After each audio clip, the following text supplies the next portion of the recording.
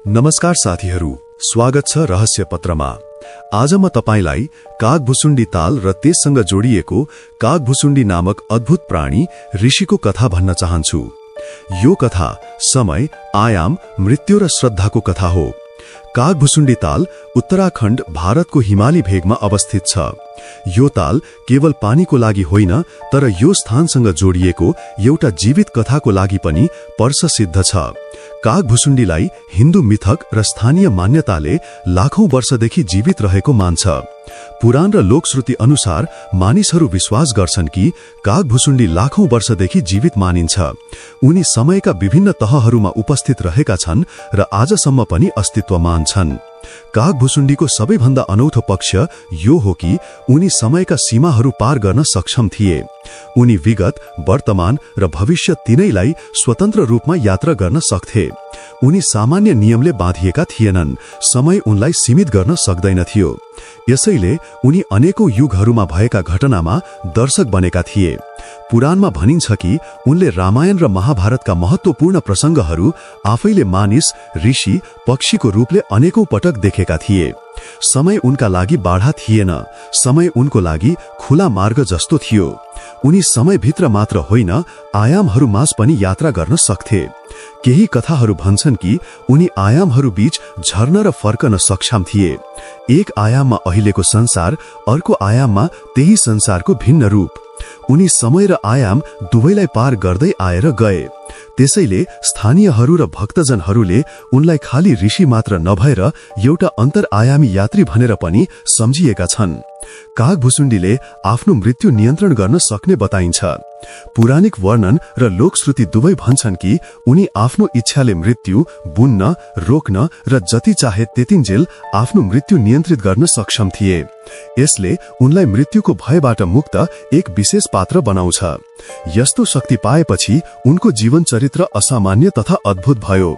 मानिसहरूले उनलाई अनन्तकालीन अनुभव र मृत्यु सम्बन्धी नयाँ दृष्टिकोण दिने पात्रको रूपमा चिन्ने भए।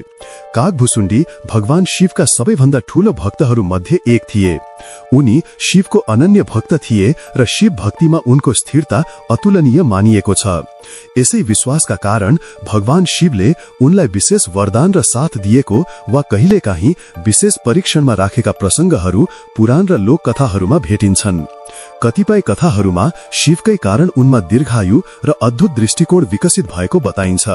श्रद्धा र वरदानले उनलाई सामान्य मानवीय सीमा भन्दा माथि उचाल्यो। तर कथा यहाँबाट अझ पेचिलो बनिन्छ।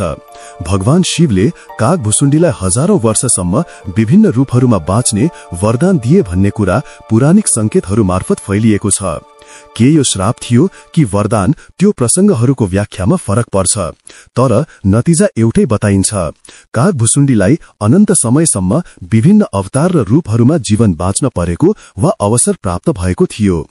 यसैले उनी मानव समयको बहुमुखी यात्रामा निरन्तर रहे, एकै आत्मा तर अनेक रूपहरूमा। लौमस ऋषिको नाम पनि यस कथासँग जोडिएको छ। कथा भन्छ कि लौमस ऋषिले काग भन्ने श्राप दिए। त्यो श्रापले उनमा पक्षीको रूप तथा सम्बन्धित गुणहरू भित्र्यायो र त्यहीबाट उनकै नाममा काग अंश पनि जोडियो। पछि लौमस ऋषिले आफ्नो कर्मको परिणाम र प्रभाव देखेर पश्चाताप गरे र कागभुसुण्डीलाई आशीर्वाद दिए।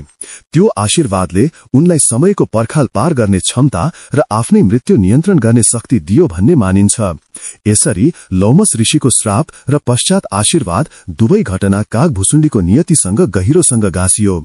एकातिर कागको रूप, अर्कोतिर समय र मृत्युमाथि नियन्त्रण। कागहरूको अचम्म लाग्दो व्यवहार पनि यसै तालसँग जोडिएको छ। लोककथा बताउँछन् कि कागहरू यस तालमा आउँछन् र यहाँ उनीहरू अन्तिम समयका लागि बस्छन्। अनौठो कुरा यो छ कि किन कागहरू यहाँ खास गरी आउँछन् र यहाँ मर्ने गर्छन् भन्ने विषय अज्ञात नै छ। स्थानीयहरूको आधारमा उनीहरू आफै यहाँ आउने र मर्नको लागि आकर्षित हुन्छन्। तालको किनारमा पखेटा छरिएका कतिपय अवस्थामा मृत काग पनि भेटिएको बताइन्छ। वैज्ञानिक अध्ययनहरूले यस विषयमा निश्चित निष्कर्ष प्रस्तुत गरेका छैनन्, तर स्थानीय विश्वास र यात्राका अनुभवहरूले यो रहस्यलाई बढाएको छ। यसबारे कुनै स्पष्ट कारण अन्वेषण नगर्दासम्म यो रहस्य यथावत रहन्छ। कथा भन्छ कि कागभुसुण्डीले रामायण र महाभारतलाई अनेक पटक आफैले देखेका छन्। उनले ती महाकाव्यहरू समय समयमा पुनः अनुभव गरेका थिए, किनकि समय उनका लागि सीमा थिएन। उनी ती महान घटनाहरूका साक्षी मात्र होइनन्, बारम्बार यात्रा गरिरहेका अवलोकनकर्ताहरू जस्तै रहे। यसले उनलाई इतिहास र मिथक दुवैको सजीव भण्डार बनायो। समयसँग उनको सम्बन्ध यति नजिक थियो कि उनलाई घटनाहरू बेरोकटोक देख्न तथा अनुभव गर्न कुनै बाध्यता थिएन। यो सम्पूर्ण कथावस्तुले हामीसँग यही प्रश्न ल्याउँछ, समय के हो, मृत्यु के हो र कसरी एक अस्तित्व समय र आयाम दुवैलाई पार गर्न सक्छ। कागभुसुण्डीको कथा ती प्रश्नहरूको उत्तर खोज्न एउटा पुराणिक मार्ग हो। उनले लाखौं वर्षसम्म अस्तित्व बनाइरहेको विश्वास, आयामहरू बीचको यात्रा, आफ्नै मृत्यु नियन्त्रण गर्ने क्षमता, शिव प्रेम र लोमसको श्राप आशीर्वाद, यी सबै बिन्दुहरू मिलेर एउटा गहिरो, रहस्यमय र भावनात्मक चित्र उभ्याउँछन्। यो कथा हामीलाई चेतावनी र आश्चर्य दुवै दिन्छ। चेतावनी कि शक्ति र वरदान सधैँ भ्रम मात्र होइन, आश्चर्य कि श्रद्धा र समयले कसरी मानिस र प्राणी दुवैको व्यवहारलाई परिवर्तन गर्छ। यदि तपाईले यो कथा मनाउनु भयो भने रहस्य पत्रलाई सब्स्क्राइब गर्नुहोस् र तल कमेन्टमा लेख्नुहोस्। धन्यवाद।